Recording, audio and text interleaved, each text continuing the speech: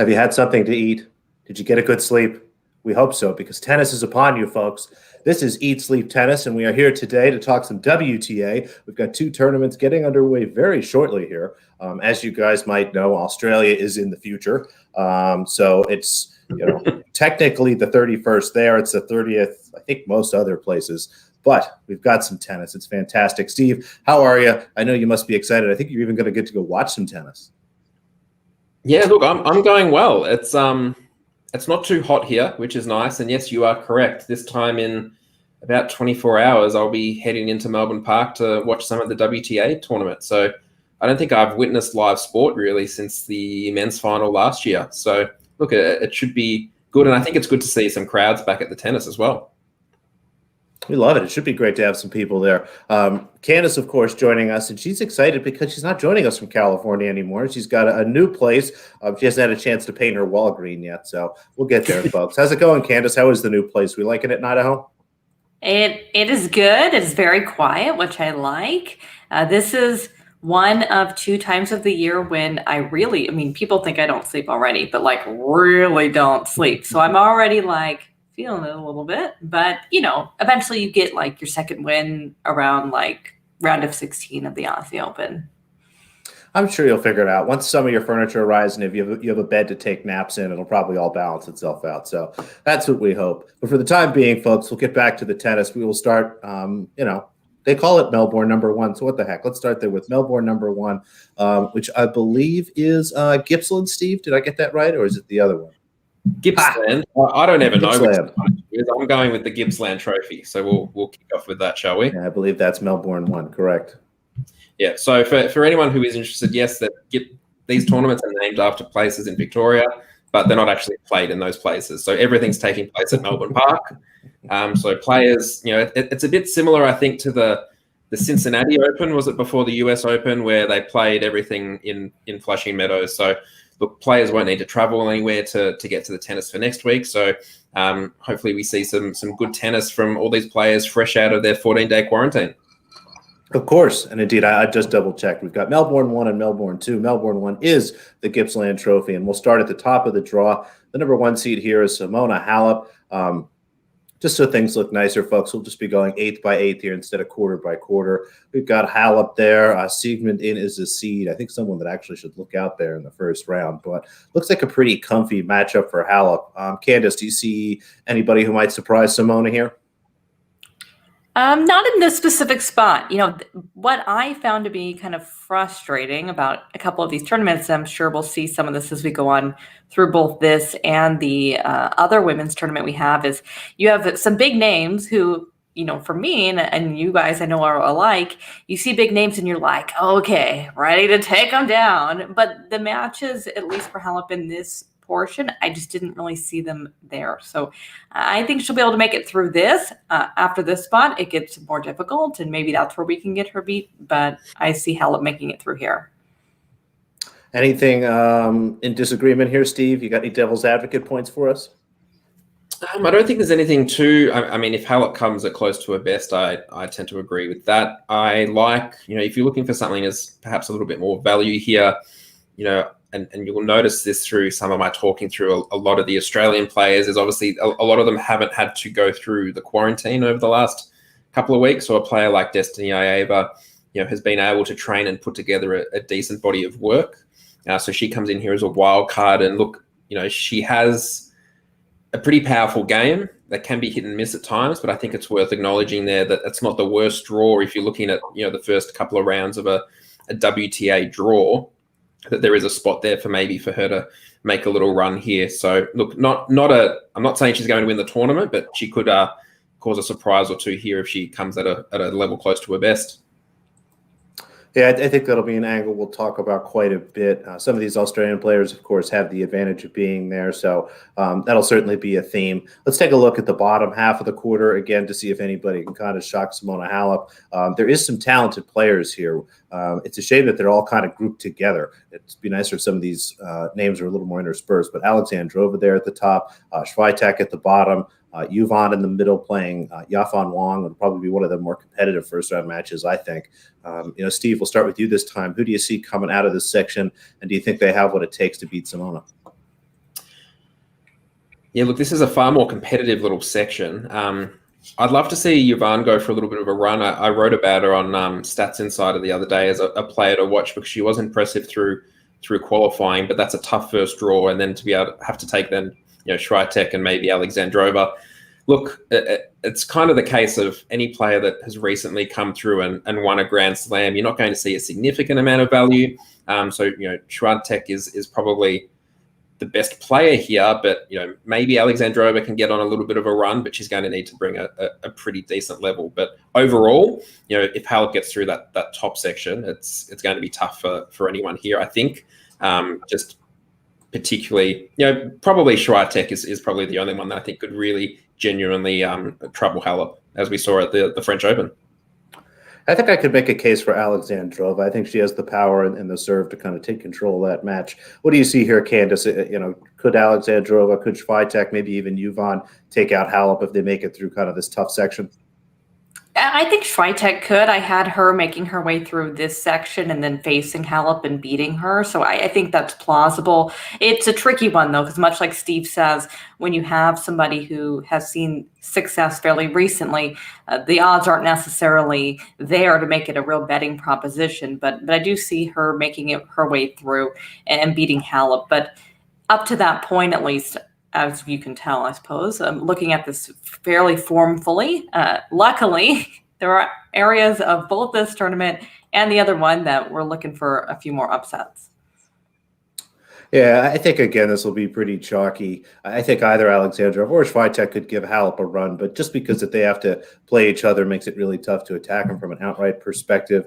Halep even to win the quarter at plus 150 is kind of interesting to me because I think she has a pretty easy draw there through the top half, and you're going to get whoever she's playing in that quarterfinal at plus money, so you have a chance to buy out of your stake. So I might look at a little Halep first quarter plus 150 myself. Yeah, I think that's fair enough. And as we kind of did go through there, it does drop off quite quickly. So in terms of competitive nature of this quarter, if you can get someone with those odds that has a relatively comfortable start, then you can certainly set yourself up in those positions, which isn't a common position that I'd be recommending the week before a Grand Slam. But I think in this particular quarter, that seems to work quite well. Yeah, just trying to look for spots where hopefully I can buy out later. Someone that's bet some of these first round matches already. I've actually started to look and see if maybe I want to buy out with some of these positions I'm in already, given all the uncertainty we have. But any other thoughts here on the first quarter before we jump into the second, guys? No, I'm happy to keep moving on. Onward and upward, then. We'll jump into the second quarter of the draw. Aryna Sabalenka there at the top. Astor Sarma, the Australian there in the middle. I think we're going to end up highlighting. I like her in the first round, folks. There is a big underdog against Kanepi. And I think you do too, Steve, don't you? I do. So for anyone who is watching along, this will be something that I'll probably be writing up between our shows today is Sharma, I think, here at the plus 4.5 games, and then also a little sprinkle on her to cause the upset here. Again, following along the lines of Destiny Ieva before, that she's been able to put together a decent body of work. Kanepi's coming out of quarantine and not playing as much, and it can sometimes take a little while to get going. I like Sharma here, particularly with her serve to cause a little bit of trouble and really press Kanepi. Now, Candace, as you look at the quarter at large in this section in particular, who do you see taking down Sabalenka? Does anybody have a real solid chance in your mind? No, but I guess I'm foreshadowing that I like Sabalenka to win the whole thing. It's far from any kind of a wild notion. Obviously, she has been playing in fantastic form. We saw her in Abu Dhabi and in Linz, and I mean, she's just been sensational. And I think that's what's going to matter to me is obviously having some semblance of form, but having that form be recent. But I was, really impressed with her consistency from match to match, especially in Abu Dhabi. She faced a couple of players. Rybakina was one of them, Sakari another, who they were playing quite well as well, and she handled them rather comfortably. So I like Sabalenka not only here, but for the tournament as a whole. How about you, Steve? Maybe before we jump to the second quarter, anything else to add here? The bottom eighth here, the second quarter. Anything else to add about this group? I don't think so. I think it is Sabalenka's to lose, but look, I'm not seeing a lot of value in her prices coming off that win. I think, she has obviously been up for a little while at the end of last year. I wonder, and when you look at the outright markets for the Women's Australian Open, it's basically, the top of the market is full of previous Grand Slam winners and Sabalenka. And I just wonder if this is going to be a little bit more of a tune-up for her potentially. She's obviously been able to train and has been working with Mertens, I think it is, over the last couple of weeks. But, just looking at here, maybe, looking through this particular eighth, it's probably going to be a struggle to get her beaten unless, Kazatkina or Sharma can pull out a really impressive performance. But look, should get through here, but I'd be starting to question as we get closer to the weekend as to whether she's going to be able to go all the way. Yeah, this is another spot where, similar to Halep in the first quarter, I'm looking Sabalenka's plus 110 to win this quarter. So, Steve, as we go to the bottom section of this quarter, we start to look at some of the names that are there. She's looking at maybe playing Mahova to win the quarter, maybe Wang Jiang, probably one of those two names. But again, it's a chance where I have a position early. I've got Sabalenka plus money, and I think whoever she plays there will be a big underdog. So I think another spot where I'm going to buy a little early with the intention of just, taking a hedging out, whatever happens there. But what do you see here? I'll start with you this time, Candace. I mean, as you start to look at this bottom section, who do you see coming out? And again, it doesn't sound like you think they can beat Sabalenka, but can they give her a match? Yeah, maybe. I mean, I see it being Muhova. Again, quite logical, but I don't know. I think it's difficult. I almost look at this as a little bit differently than Steve. I get the perspective he has that she's been up for a while, kind of give yourself a little bit of relaxation per se. Like you take a step back before you really push full bore into the major. I don't look at it, I suppose, in that same way. I understand the logic. I just look at it more that, she's been up and she's performing well, and that you keep that ball rolling. Obviously, maybe the level of focus that she'll have here might not be the same as you would in a major, but I don't think that's necessarily a bad thing. When you're talking about players like her who don't yet have that major, I think sometimes they play better when they don't have that spotlight on them. And so I could see her playing very well here, and then maybe perhaps having just disappointing performance then after this in the big one. But I like her, obviously, as I mentioned, to get through this. And Muhova could trouble her if she played exceptionally well. But in the form that Sabalenka's in, I wouldn't be terribly concerned. Alex is on mute, so I'm going to jump in and probably give my thoughts on it. I actually don't mind Mahova here, and I wonder if this might be one of the bigger prices that we see for her based off her form to end 2020. So, she was playing quite well, and even if you think back to the US Open, I think she was playing pretty well against Azarenka in that fourth round match, and then hurt her hamstring and kind of struggled from there. Particularly finding that consistency for the rest of the year. I think she did start off with a win in Abu Dhabi and then withdrew from her match. I think it was with, I can't remember who her opponent was there, whether it was Sakari or Vekic or someone along those lines. But I'm wondering if maybe, a couple of weeks off, she seems to have trained well and was training with one of the other top players, whether she's a chance here. Looking at, I think she was around that 5 to 1 or $6 to win the quarter as a starting point. I think she should be a clear favorite against anyone in this little section, which then gets you to the quarterfinal. So look, it's I think there's a little bit more value. If I had to pick between a shorter price and a value price the week before a slam, I'm going to head towards the value, and I think Mahova kind of stands out here to me. Yeah, and I think, again, that's why I'm trying to attack some of these quarter here versus the outrights. One of the things you'll notice, folks, as you start to look at some of the outright markets, the prices at the top are really, really short, and even at the bottom, you see a lot of big numbers. But as you start to put them together here, it seems like the books are taking a really risk-averse position this week, and it looks like there's more of a vig, more of a hold, if you will, depending on what term you kind of use here. Said another way, if I take the top 10, 11 names in both tournaments and add up their break-even probabilities, I'm at about 104, 105% when I put those together. And again, there's still 30 to 40 other names that needed to be taken into account there. So it's tough. I mean, there's a lot of rough outrights here, but Sabalenka, again, looks like she is tied as the favorite with Osaka there, and it makes sense as you start to look at the quarter. But you make a good point, Steve. It's tough to attack some of those small numbers. All right, anything else, guys, on the second? We ready to jump into the third? I think we can jump into the third, so I'll pop that one up on the screen now for those who are watching along live. Yeah, third quarter, fun little section here. Mertens at the top with the bye. Caroline Garcia is seeded, but is going to have to play an extra match. Should be fun. I think that's what we see here to kind of win that section is Mertens and Garcia. None of the names in the middle really popped to me. My apologies, Steve, to your Australian friend, Rodia Nova, but is she one of the Aussies you're qualifying for looking at here? I mean, she's an underdog to Garcia, who we know can be inconsistent. Look, she's an underdog. She's a surprise wild card for next week. I'm not really interested in a price from an outright or a quarter perspective.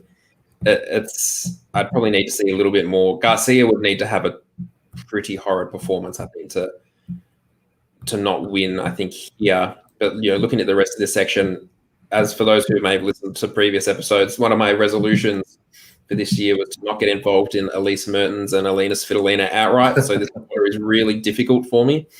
But look, again, along similar lines to Sabalenka and Halep, when you look at this little 8th section here, that it is heavily weighted towards Mertens, and Garcia is probably the next threat. Maybe Babos, she put together a solid AO qualifying run, but it's hard to make a case, I think, outside of the seeds in this little section of the draw.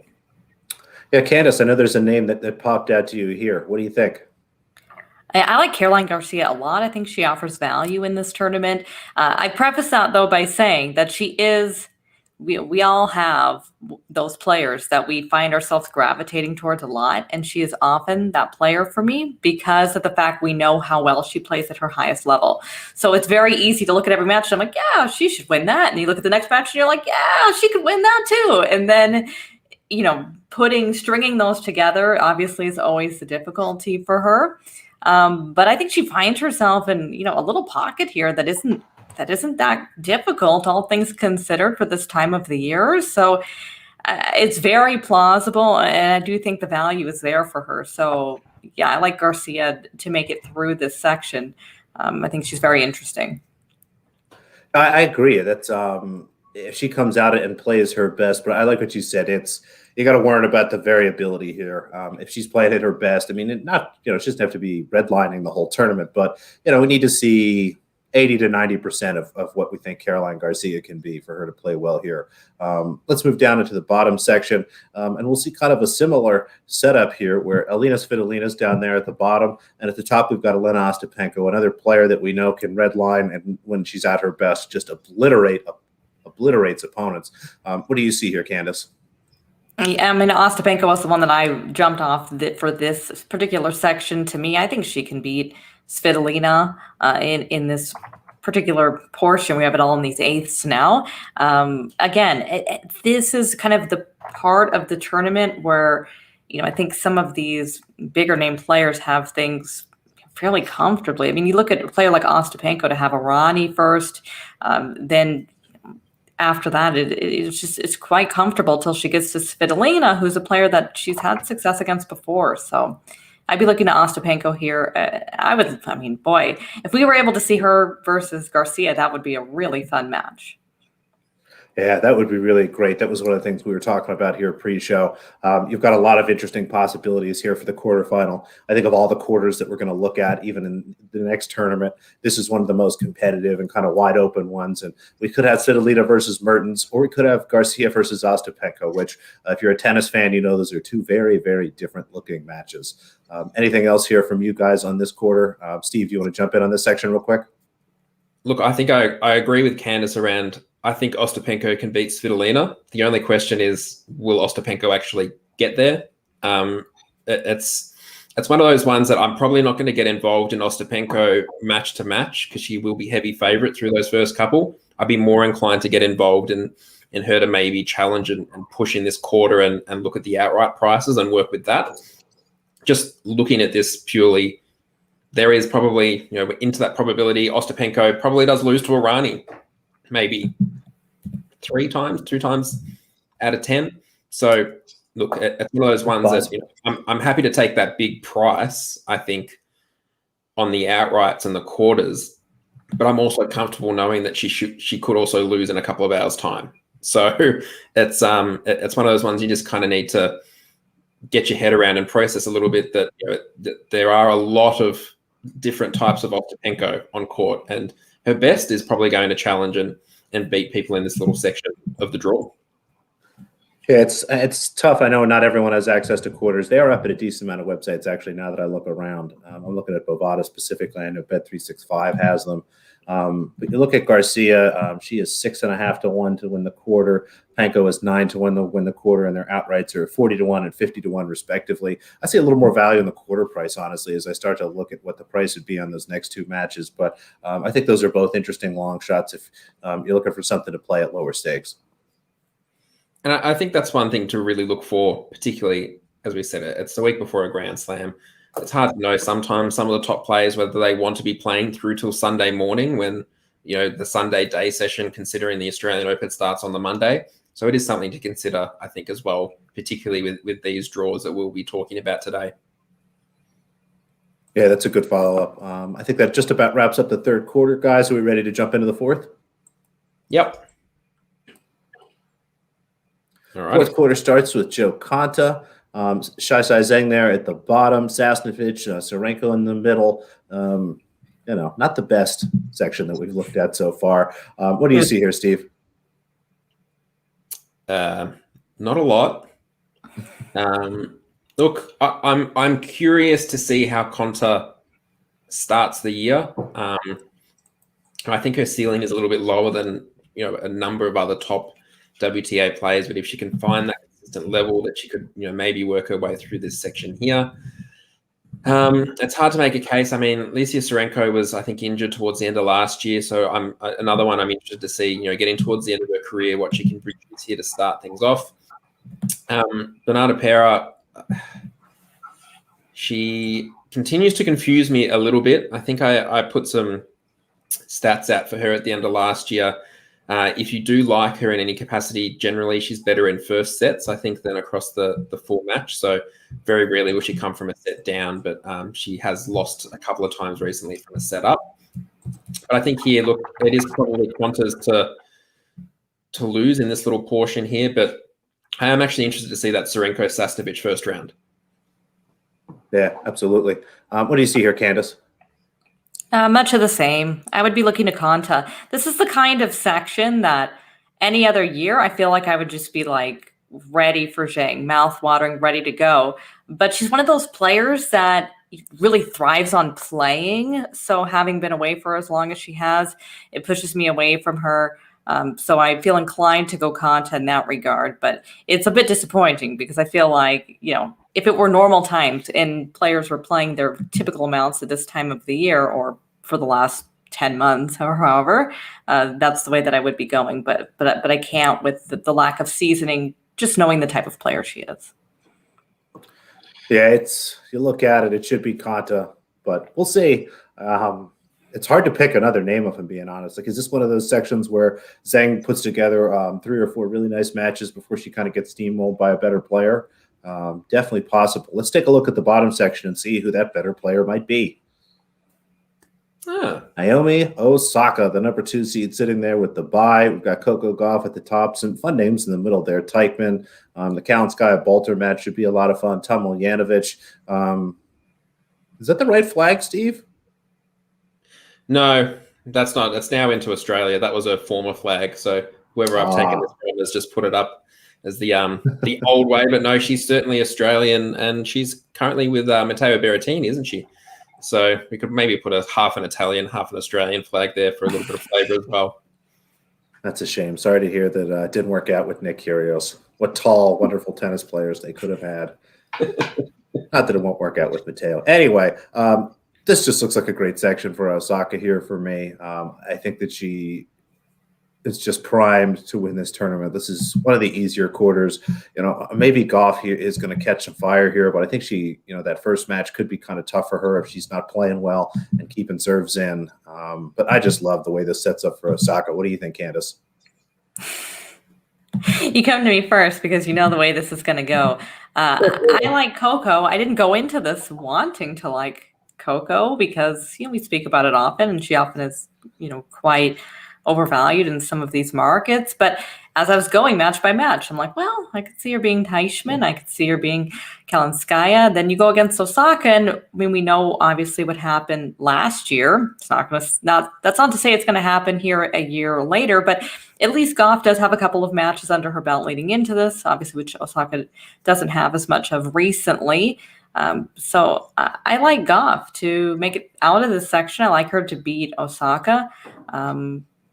And honestly, then I'd like her to win the quarter because, as we spoke about in the quarter prior, or in the eighth prior, that leaves a lot to be desired. So I'm Team Coco. I'm looking for a repeat of what we saw just almost exactly a year ago. Well, Steve, what do you think? I'm going to hold some of my deeper thoughts till we get to the some of the wrap-up segments. Don't worry, folks, I got a whole thing. How about you, Steve? I don't really like this section, if I'm completely honest. I mean, I get why Osaka is the favorite. I guess in the back of my head, I have this thought of, well, she did pull out of the tournament in Cincinnati the week before winning the US Open, but I think with that, she also did have that hamstring injury, I think, after the semifinal. So look, it's a very short price, I think, for her. She didn't look fantastic, I think, against Serena in the exhibition the other day. So look, I do get the appeal of Coco there. I think, maybe not as strong as Candace, but I think, Coco is certainly, if I had to pick someone to come out of this little section, I think she is perhaps a value pick. I'd probably be more inclined to kind of see how she goes against a tricky first round opponent there in Teichmann, and maybe just take her in a head-to-head against Osaka if it were to happen later on. But look, I'm just curious to see how Katie Boulter comes back. I think we haven't seen her play WTA tennis a great deal recently. Tomljanovic, has put together a decent body of training, I think, but it is Osaka's to lose, but it's too short for me, I think, in the week before a Grand Slam. Well, I think that's a wonderful segue into jumping into some of our wrap-up segments here. Unless you guys have any other thoughts on the fourth quarter, I think we can jump into some of our picks to win. Although I think we kind of touched on those lightly. Steve, who are you going to go with first? I've gone for a little bit more of a long shot, so I've gone for Karolina Muchova. So I did talk about her a little bit when we were going through through that particular section. I do think Sabalenka is a little bit short, I think, in the market at the moment. So I did look for value somewhere else, and I think Muchova does have a pretty friendly first couple of rounds, and is someone who I think will really challenge Sabalenka if they were to meet. I think there is still a little bit in her price. I think when you look back and look through, her form up to the US Open was pretty solid, like I said before, and she was challenging Azarenka, who went on to make the final there. Injury did affect the rest of the year. There is a little bit of concern because she did withdraw in Abu Dhabi, but I think there's enough there, I think, from a value perspective, the week before a Grand Slam to really jump in at what is a pretty favorable price for her to win the quarter, but also, as an outright selection, I think, for this particular tournament. I like it. Going big there, folks. Take some guts. Yeah. Now, you went for a big number, and I'm pretty sure one of us went for a small number. That would be you. Indeed, it would. And one of my favorite parts of betting on sports is every once in a while you feel kind of crazy because you keep looking at this stuff. You see patterns. You build all these kind of feelings and little rules about yourself. And one of my favorite rules, and I've probably said it.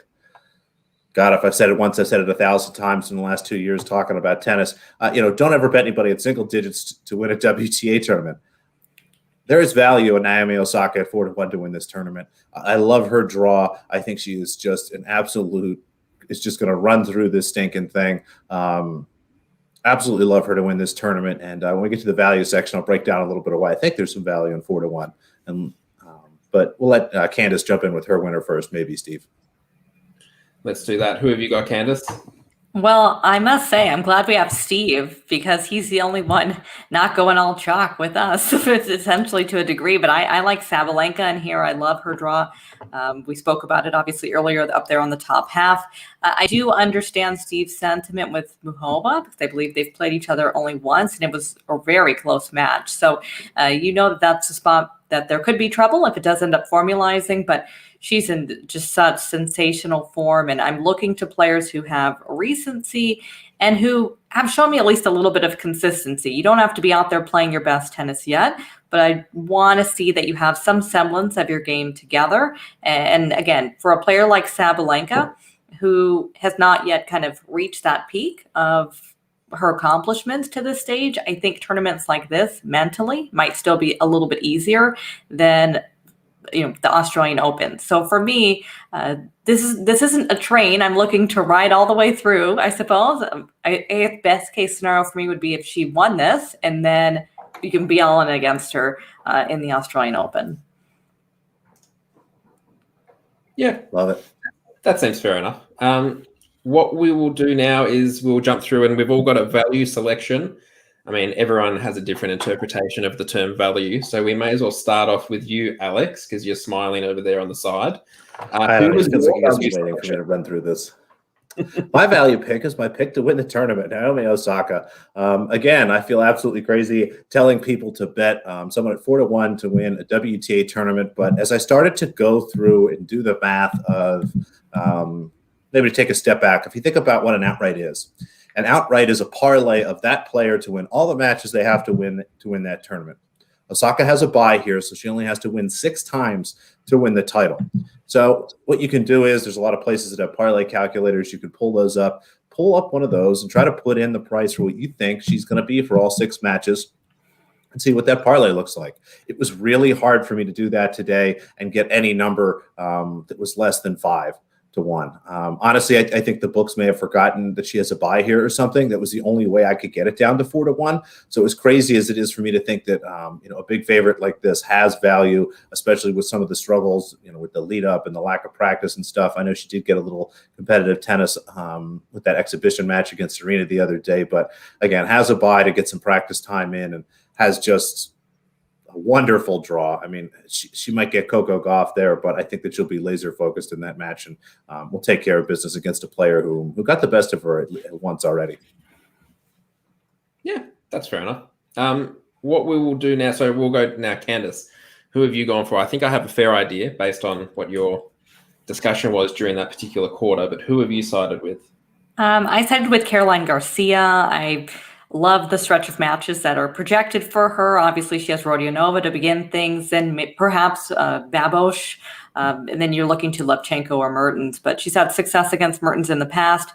Again, consistency is always the issue, but maybe to a degree for a player like her who doesn't often string her best matches together, maybe this sort of uncertainty with so many players having been away for almost a year still at this stage, maybe that'll be a bit of a benefit to a player like her, because if she's not in form, maybe at this stage she's less likely to meet somebody else who is in form as well. Obviously, at the beginning of the season, at this time of the year, we're used to some uncertainty, but much more than typical this time around. So perhaps that could benefit a player like Garcia, but I do think she has a favorable stretch of matches if she is able to kind of string things together just a touch. Yeah, that seems more than reasonable, and probably seems more reasonable than my value. But I felt like if I went for Mahova for the ace, I need to go a little bit further again.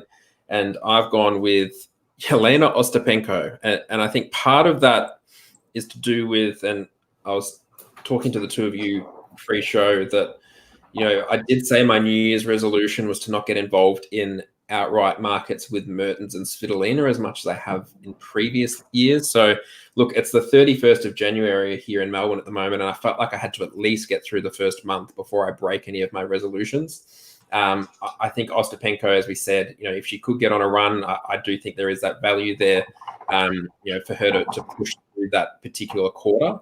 So I think for her to win the quarter and also outright is value.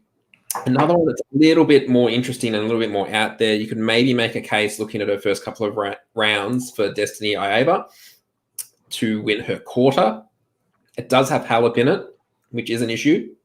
But when you look at the fact that I think Ieva's around that 35-40-1 for the quarter, and her first 2 rounds aren't the strongest in terms of opposition, you could maybe take that price and and try and work with that if she were to make it to the third round in particular, and to work from there. So that's probably where I would be leaning in this particular one.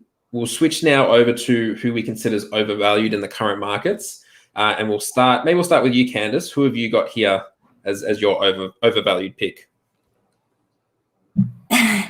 Well, for me, I had my overvalued pick as Osaka because Alex and I can't ever agree. That's no fun. So for me, it was just by virtue of the fact that obviously I saw Corey Coco making her way through that section. And I think Osaka's vulnerable. Obviously, it's been well documented in the lack of training that she's had leading into this. And for me, if you ever see a big name player that you see a little bit vulnerable, you have to take advantage to a degree. So I'm going to go with Osaka as my overvalued player because I see Coco taking her down. I like that I'm just kind of the one that sits on the fence in the middle for most things, but I've actually decided to branch in and kind of get involved here a little bit. And I think I've gone against your pick, Candice. So I've gone with Aryna Sabalenka. So I probably came out a little bit with what I was talking about it. And I guess my strength in how much I like that price of Mahova in that quarter. And I think, it's if there's a spot to get involved and to maybe go against Sabalenka, to go against Mahova. Sabalenka just does look a little bit too short for me. She did struggle a little bit with the windier conditions this time last year at the Oz Open. I think she lost to, I can't remember who it was. Was it Suarez Navarro or someone along those lines? I think in tricky, windy conditions. The forecast doesn't seem that bad this week. But look, as I said, she's come off a pretty impressive tennis. But I'm happy to go against her the week before a slam. Now, Alex, who might you have picked? Someone that I think that I'll probably be talking about quite a bit in this section. Someone that I find generally to be overvalued in the outright markets because she struggles to win tournaments. Alina Svitolina just doesn't have kind of the top end level to her game that I think she really needs to compete in the WTA, especially the way it looks today. She's still a great player, one of the smartest players you'll see, absolutely works her butt off, one of the best people from a fitness perspective, but, always going to run into somebody like, let's take a look and see at the draw who the big hitters that she runs into this week. Ostapenko maybe, Garcia maybe, Osaka maybe Coco Gauff even, Aryna Sabalenka possibly in the final, Alexandrova, Swiatek, all those names are just players with certain inalienable physical gifts that Svitolina just doesn't seem to have at this point. So I'm always going to look at her to be overvalued, and this week is no different, especially when you start to look at her draw and just kind of the minefield of players that are built to beat her. And I think what you've said there is part of why I went down this path of trying to involve myself less in pure outrights. When I say outrights for Svitolina and Mertens, it's to pick them before the tournament to win the tournament and not look for a position, I guess, to jump out of that particular play, in a profitable position. They are great players and they're very consistent, and but they just don't have the weapons of some of these other players. And all you need to do is look at, even a Simona Halep at times, that they are great, but there are, if that opponent, look at an Osaka or an Ostapenko, if they can really get to that level and really redline, and they can push right past and push through, players like Svitolina. So, another example, I guess, of Svitolina is, you look at, I think we all thought in that French Open, once some of those big names started to fall out, that, Svitolina was going to be one of those players who kind of rose to the top of the outright markets, and all of a sudden, Podoroska or someone comes up and takes advantage of that situation better than Svitolina has at any point over the last 6-8 years, outside of maybe a couple of those WTA finals events. But I think it's very rarely, I think, you're going to see that we're considering those players to be particular significant value in these markets. Yeah, it's perfect sense.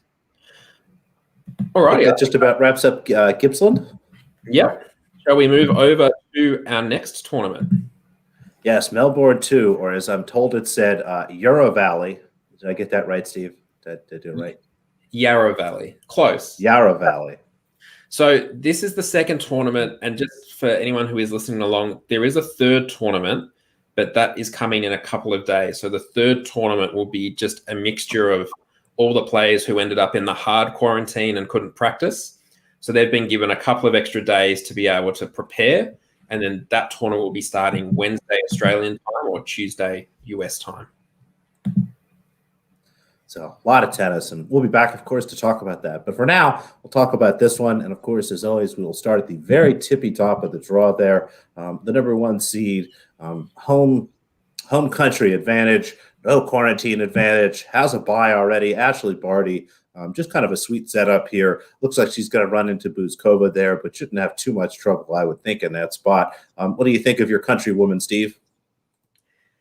I saw enough from her in Halep in that against Halep in that exhibition. I think that she should be able to make her way through this section. I don't think I need to dig too deep into it. I'm interested to see how Samantha Stosur does go against Buzkova, but I think this is, if Barty wants it, I think Barty can have it. Yeah, it makes perfect sense to me. I mean, what do you see, Candace? Yeah, I see Barty making it through this far. I think things get potentially more difficult for her there. Again, another player that we don't quite know. We're judging off exhibition matches because we have no idea where people's levels are at this stage. So I look for Barty to make it through rather comfortably. If there was someone who's a little bit interesting to me match to match, it would be Raina. But overall, I think Barty's the one. Yeah, makes perfect sense.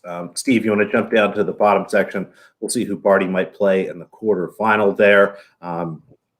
Petra Martic has the bye. Fiona Ferro, tough match for her there in the first round. Her and Rogers, that should be interesting. Another Australian there in the middle, but not as optimistic about her chances. What do you see here out of the bottom, Candace? I mean, who's Barty going to be playing to win this quarter, you think?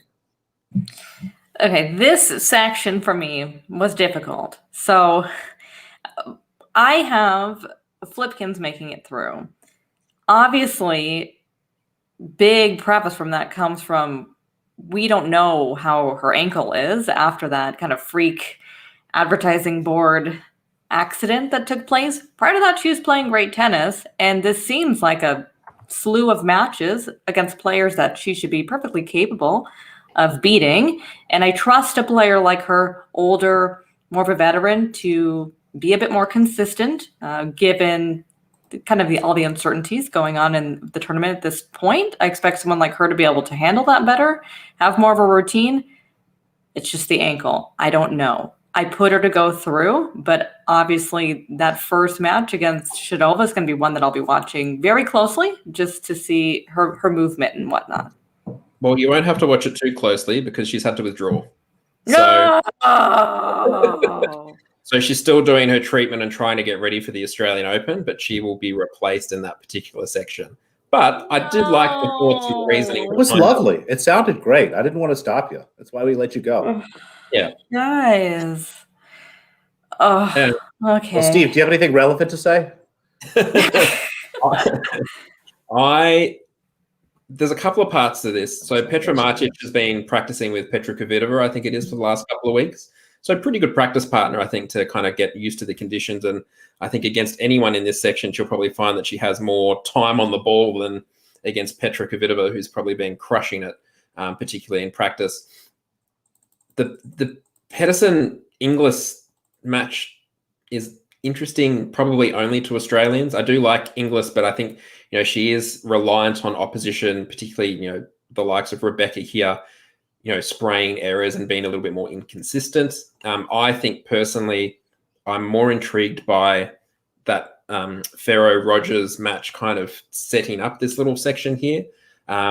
I don't really want to get involved in that match specifically, but I'm fascinated to see how it kind of unfolds because we didn't see a lot of Ferro, I guess, late in the year. Particularly didn't see her on hard court. She was playing really well on clay.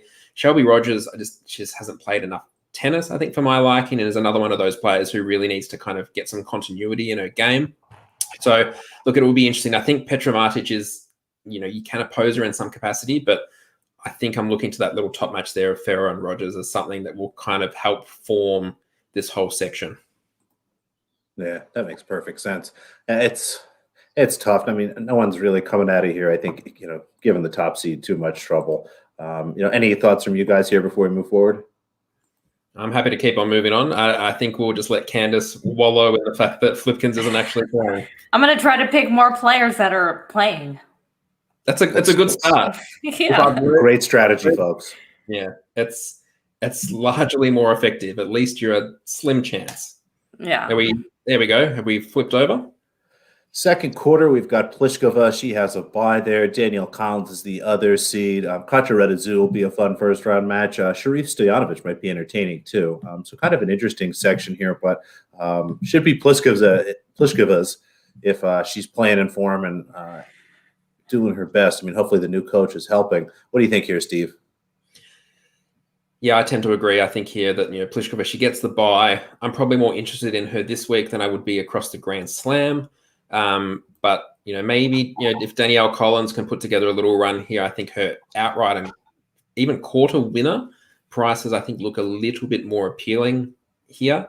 But it is going to be tough, I think, to beat Pliskova. But she does have that mixture of movement and power that can really keep Pliskova out of her kind of sweet spot of really striking the ball off both wings. So looking to the top and the bottom here, Cocciaretto maybe could challenge slightly, but it's going to be a tough ask. Yeah, absolutely. What do you see here, Candace? Pliskova makes it through. Next. Do you want me to just check to make sure she's playing? I'll just make sure to make sure she's playing, please. So far, I think we're good. I believe she's in. Okay. Yeah. Good. We'll jump to the bottom section here of the quarter. Serena Williams, I believe, is going to be our seed there at the bottom. Donna Vekic at the top. Another one of Steve's favorite Australians there in the middle, and I think a pick that he likes in the first round. But what do we think? Is Serena going to give it her all this week? Is she going to do her very best and make it through this draw? I mean, her first match is probably going to be against Gavrilova, and that is probably not how you want to start your tennis season, really. I know she played an exhibition match. What do you think, Steve?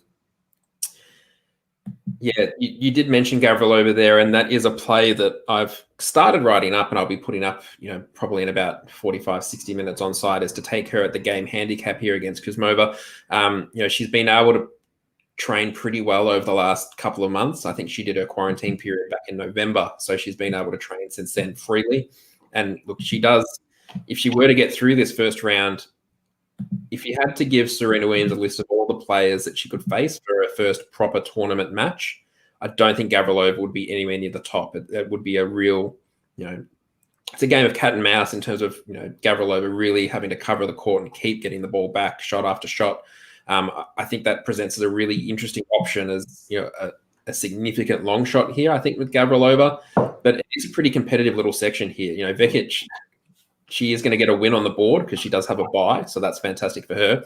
But that Pironkova-Samsonova first round match, Pironkova did pretty well. She blew everyone away, I think, particularly with how she came back at the US Open. She's qualified the legitimate way through, to get through to the Australian Open next week. Samsonova was one of the more impressive kind of up-and-coming players last year. So that looks like it could be a tough match that maybe there's an appeal with maybe a total games going over there, but it is a very, very competitive little section. And what do you see here, Candace? I mean, who's going to beat Serena? And if they do or they don't, can anybody beat Pliskova? So I see Serena making it past who we foresee to be Gavrilova, I suppose. I like Pironkova a lot, though. I'm glad that Steve mentioned her. I see her beating Samsonova, but I think Serena will be able to beat her as well. I think Pliskova takes down Serena. Again, a tricky one, not something I'd be looking to get heavily invested in, because with Serena, I think oftentimes motivation is the issue. The other issue is that when it's Serena for so long, maybe she didn't really have to be motivated and still could win these matches. Age obviously has caught up with her a touch over the last couple, maybe 18 months or so in particular. But if she's able to make it past Gavrilova, I see her able to string a couple together, but obviously a win or anything too much further than that would be a little bit much. So I think Pliskova versus Serena, and I'd look for Pliskova to beat her. Yeah, that makes a ton of sense to me. Steve, anything to argue with there? I mean, do you see Serena beating Pliskova, maybe anybody else? It just seems like those two, and I think you have to take Pliskova given her slightly easier section and maybe more consistent effort and health. Yeah, I would tend to agree. And I think if you look at Serena Williams doesn't often play the week before a Grand Slam. So, we saw that, it hadn't happened, I think, for a number of years before the US Open. And then I think at the US Open, it was that week before, I think she played Zachary, was it? And started cramping and really struggling, I think, in that particular match. I don't think Serena wants a full week here. I think she just wants a couple of matches under her belt, which does make appeal either with, maybe a Gavrilova or someone, but from the section above Pliskova. Yeah, makes perfect sense. Any other thoughts on this quarter, guys, before we advance? No. I'm happy to keep on moving on. Top half of the third quarter is up next. Vondrousova at the top, Zhang there at the bottom. The name that interests me in the middle is Zvonareva. I think Zvonareva can win this little section. I know she's a little bit of an older player, but puts up great results on hard courts here. And we know Vondrousova is inconsistent at best. So I actually kind of see Zvonareva making a run here and kind of stealing this section. What do you think of that, Candace? I'm intrigued, definitely. I mean, we know what Zvonareva was maybe 6-7 years ago, and that's not what she is now. But as you say, this is her primary service, and the ability is still there, even if maybe we don't see it to that same level in a consistent fashion. This is certainly a perfect spot for her if you were looking for somebody to pop through. I had Vondrousova coming through, but it was a little bit grudgingly, I suppose. It wasn't my favorite section of the draw. And, well, I suppose you'll see why when we get to the next 8. Absolutely. What do you see here, Steve, before we jump down to the next section? I see a couple of names here that aren't really interesting me in the outright markets or even, I think, to win the quarter. Personally, as an Australian, I'm keen to see how Lizette Cabrera goes here. I think she played some pretty impressive tennis through that WTA Hobart tournament leading into the Australian Open last year, and has again been able to put together a decent body of training compared to a lot of these other players. I also do like that pick of Zvonareva, but it is a tricky little section to really get a grasp on off not a lot of form. Yeah, it's tough, obviously, and that'll be the big question mark there, which is, again, one of the things I like kind of taking Zvonareva there. I think she's played a little bit so far. Let's jump down into the bottom section of the quarter there. Kvitova's got a bye. Podoroska, one of my favorite young players there at the top. I think this is actually kind of a fun section, assuming that we're going to see the two of those meet to play in the quarterfinal. Who do you like here, Candace? I like Podoroska. I like Podoroska to win the whole tournament, to be frank with you. I think this is, again, a great section for her, not just because of this 8th, but because of what we saw above to make up the quarter. It's kind of a real soft spot, to be frank. I suppose you have to potentially envision that you're going to take on Kvitova there, but it's a player that she's had success against in the past. So I'm team Podoroska, not only for this, but for it all. For it all, that's impressive. I'm going to jump in because Alex is doing that. Sorry. Again. I like and I rate Podoroska.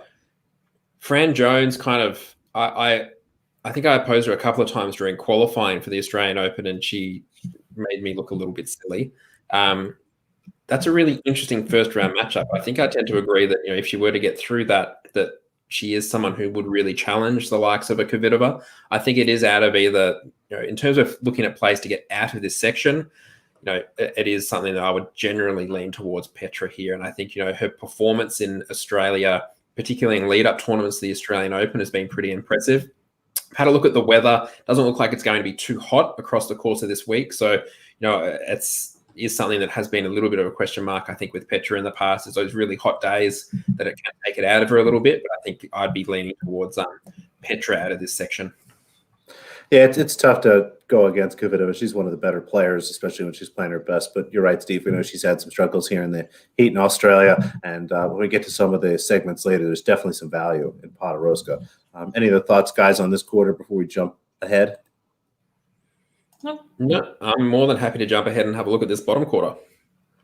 Indeed. Muguruza at the top there, Pavlyuchenkova at the bottom, Sue Shea against Alison Van Uytvanck, and I think what might be one of the most strangest, funkiest, disconnected first-round matches I'll ever see.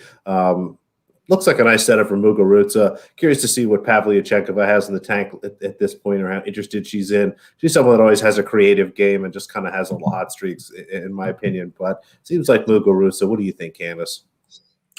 Same. Muguruza, I had her going against Pavlyuchenkova and able to defeat her. So pretty straightforward section.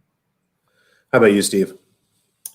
It's funny, again, Muguruza is one of those ones that I always have that little question mark the week before a slam, and I don't know if that's just because of being here in Melbourne and watching a lot of the Australian summer of tennis action. I just have in my head all these times that she's either withdrawn or retired with little niggles and just found her way, I guess, out of tournaments the week before a slam.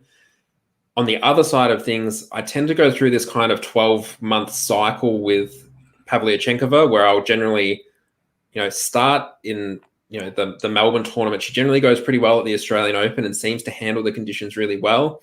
I'm then really high on her and her ability, I guess, looking to the rest of the year. And then it kind of trails off across the 12 months as things kind of move away. And then I get to this point where I'm back at a low spot and then she's back in Melbourne again in favourable conditions. I don't know how to handle it. So looking at this particular section, I mean, I think it was last year that she knocked off Pliskova in the Australian Open. And she isn't too bad against some of those bigger hitters to play that counter-punching style. It is a tricky first-round matchup against Doi, but she might be one that may be worth maybe keeping an eye on to maybe snatch. It's hard to think. I think she could make her way through this section, but the outrights is a completely different question.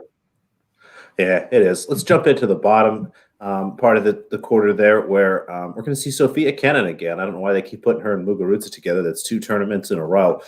We've got her, one of my favorites, in Pegula there at the top, Georgie there in the middle, someone who's always interesting, especially when we're on fast courts. What do you, Steve, see here, Steve? Yeah, Pegula is an interesting one there. And I think, Mladenovic, yes, she is seeded, but she's certainly not displaying the form recently of a seed. Maybe the doubles, yes, but not so much the singles. Kim Birrell is an interesting story that she's got the wild card for this week. She also has ended up with a wild card for the Australian Open next week as of 4 days ago, which is a weird thing considering qualifying's already happened. I think Wang Jiyu, who had the wild card, tested positive and couldn't travel. So that instead of giving the wild card to a lucky loser, they've given it to Kim Birrell, who didn't even attend qualifying. So I'm interested to see how she goes. She's on the long comeback from I think it was elbow surgery or significant surgery, I think, to her arm. I like Kenin in this particular spot. And when we talk about this quarter as a whole, I think she's the type of matchup that will be more difficult, I think, for Pavlyuchenkova than, say, a Muguruza. So that's why I'm not as keen on Pavlyuchenkova looking through this full quarter. But I think with the bye, I don't see any, she's going to be a heavy favorite, I think, in any match out of this particular section. So I'm tending to lean towards Kenin here. I think Pegula could do it. It's just she has the toughest draw almost of anybody in this tournament. What do you think here, Candace? I picked Kenin, and it was really annoying that I had her coming through because I wanted to beat her. I felt like watching Abu Dhabi every match. I didn't feel like she was playing well, and she was getting bailed out. Like whether it was Flipkins' retirement, Pudnetsova, she probably should have lost that match. Obviously against the Kari, she eventually did, but it felt like I was just watching match after match that she was just somehow, things were going in her favor and she was able to pull them out. And so I was so excited to be against her here. And I don't have her winning the whole thing, obviously, but I was annoyed I even had her making it out of this section because when you have a player that you're like, okay, we're ready, we're coming down on you, and then you look at them and they're in such a favorable portion as she is, it's a little bit frustrating, but we went with Kenin. I like it. Any other thoughts on the quarter here, guys, before we wrap up and get into some of our picks to win, some value picks and other things? Nope. I think we've covered it off pretty well. Indeed. All right. Who do we think is going to win? So who do we want to start with? Do you want me to lead off for this one? It's up to you. I think it's fun. I make you pick.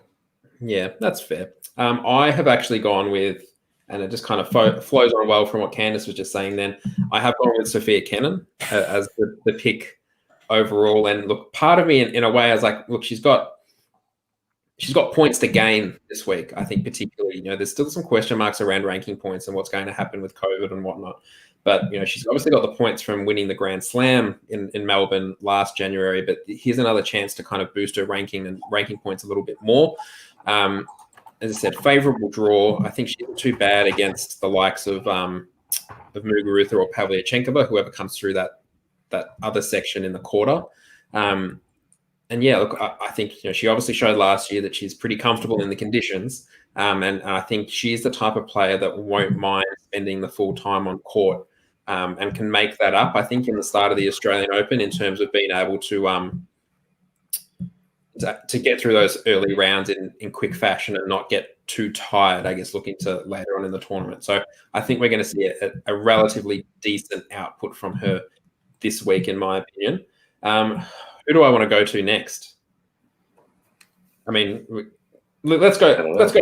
We'll go, Alex. Who have you got as your pick for the tournament? It's simply just my pick to win.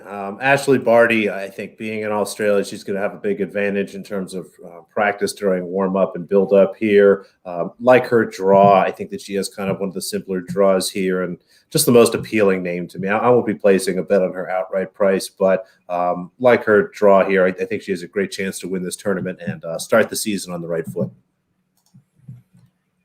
I hope so too. I think it would be really good for her, to be able to put in a pretty solid effort here. And I'll be interested to see how she goes in these conditions with the crowd not as full, I guess, as what we would see, during an Australian Open. It's looking at that kind of 35 to 50% capacity. And I guess that was one of the big question marks from last year. I think particularly in the semi-final against Kenin at the Australian Open, that the crowd maybe got to Barty a little bit in the pressure of the moment. So with things a little bit quieter, that might certainly work in her favour. Now, we've kind of gone with the shorter prices, but Candice, you've gone a little bit longer. I had to. Well, one of us has to. So I went with Podoroska. I love the position that she's in the draw. Obviously, this tournament is a real acid test for a young player who's still emerging her way into the game. But I do think if she makes it through that first round match, that things get favorable matchups for her. Matchups that at this stage she should be able to win. Kvitova perhaps is the big question mark, but it's about a player being ready to make that step. And I think from everything we've seen from Podoroska over the last 12 months or so, that she certainly has been indicative of that. And I think we saw her beat Svitolina last year. So that was kind of her first big name player that she was able to take down. So it's a bet on potential, but which I typically don't like doing, but I think the odds are there in order to make it worth my while. So I'm going to go with Podoroska. Yeah, I think it's certainly the week to do it, to try and find a bit of extra value. And I might even agree. Speaking of value, Alex, who's your value pick for the tournament? Nadia Podoroska. Let's do it, baby. 66 to 1 I'm seeing to win the tournament. She is absolutely my favorite outright pick here from a value perspective. I like her draw. I love her talent. I love the fact that you're getting some value here because she's going to have to run into Kvitova in a spot where Kvitova might not be totally locked in and at her very best. So love Podoroska here. See a lot of value in her and have played her to win the tournament again at that 66 to 1 number. Yeah, it looks to be a pretty good number. And again, I think what's put me off is I don't know if I've just underestimated Fran Jones or that particular first round has kind of put me off a little bit. But I've gone for a little bit of an Australian kind of flavor with this. So I've gone for a value pick in terms of I've gone for Daria Gavrilova. As I said, hopefully that she can kind of run Kuzmova off the court, I think, in that first round. Second round, that's one of those ones that, yes, she will catch Serena Williams in the second round, but if she were to win, she ends up with a seeded draw. So, look, I'm more inclined to kind of go with her. I think she's a triple figure in terms of the markets at the moment. Bit of a long shot. Still kind of trying to toss up as to whether it's easier just to kind of play her match to match, including that Serena one early on, because I think that there may be a little bit of an overreaction because Serena beat Osaka the other day in an exhibition. But look, it's certainly a value price there, and happy to take the fact that she's been able to train for a couple of months now to be able to put together a solid body of work. Looking to the overvalued plays for each of us. So obviously we've gone for some bigger names here, particularly the week before a Grand Slam. Candice, where have you dropped your pin on in terms of the player here that you think is overvalued in the market, and does it actually Surely you can't disagree with Alex.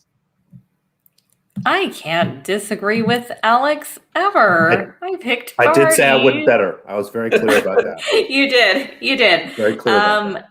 Bracket obviously only. we have exactly. Obviously we don't know what to expect from her. She's been gone for a very long time.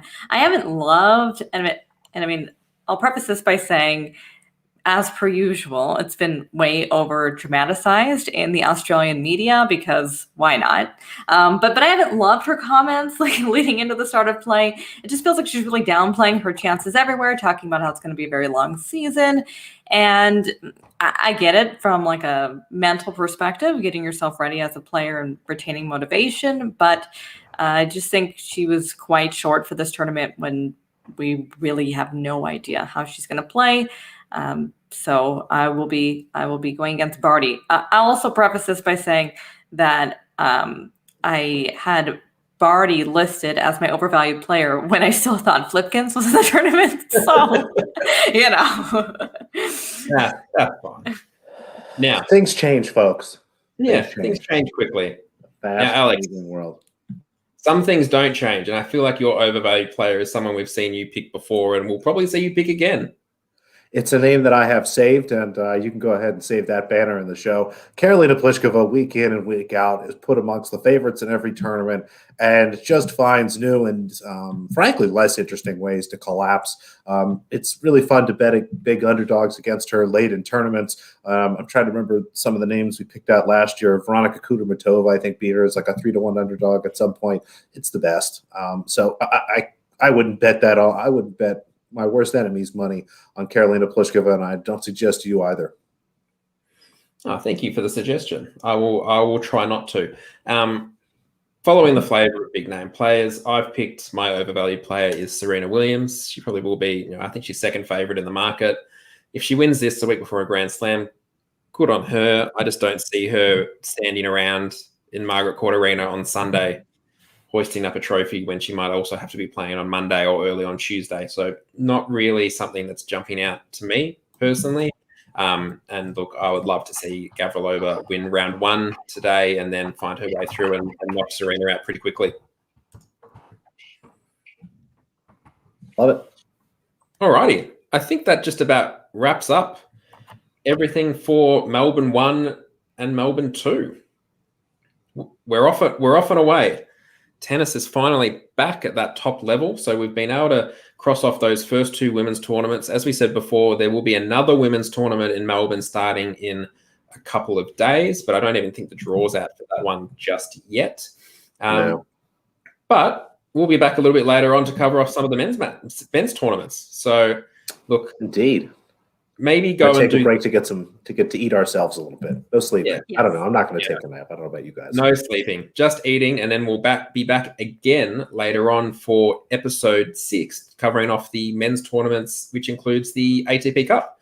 So we will talk to you all a little bit later on. Thanks for listening, and thanks for tuning in either live or via any of the podcast platforms. I think we're on pretty much everyone at the moment. So thanks for those who have tuned in, and make sure you do like, rate, subscribe, 5 stars. I mean, maybe not 5 if you don't want to, but we would like 5 if you think you found it all quite helpful. And we will be back a little bit later on.